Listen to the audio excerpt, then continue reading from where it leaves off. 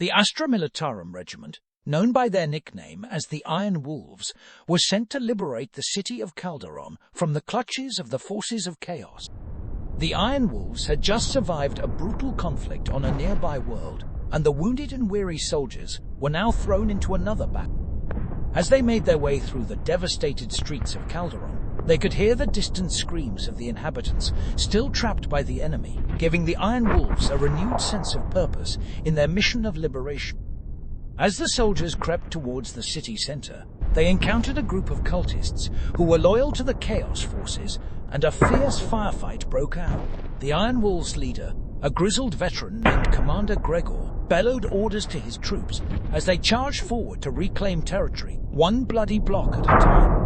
Despite facing heavy resistance from the Chaos forces, the Iron Wolves held their ground and pushed forward, seizing key strategic points.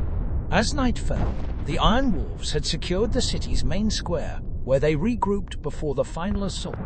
Commander Gregor observed his troops, noting the pain and exhaustion etched on their faces, but also saw the fierce determination in each of them to claim victory.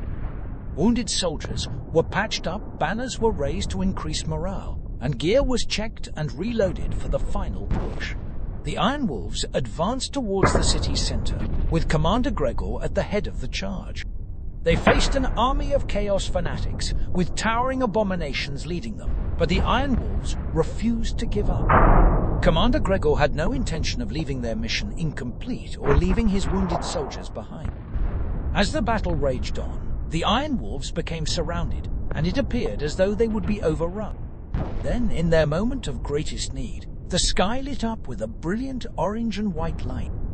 From the distance, they could hear the marching boots of the Fulminators, successor chapter of the Ultramarines, coming to reinforce them. With their newfound allies, the Iron Wolves gained a powerful tactical advantage, allowing them to decisively repel the forces of Chaos. As the dust settled and day broke, the Iron Wolves walked through the twisted and turned wreckage of an ancient city that once stood proud and glorious. They saluted the brave soldiers who sacrificed their lives for the liberation of this battlefield planet.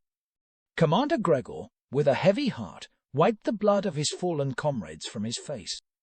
The Iron Wolves had emerged victorious, but were forever changed by the horror of this war.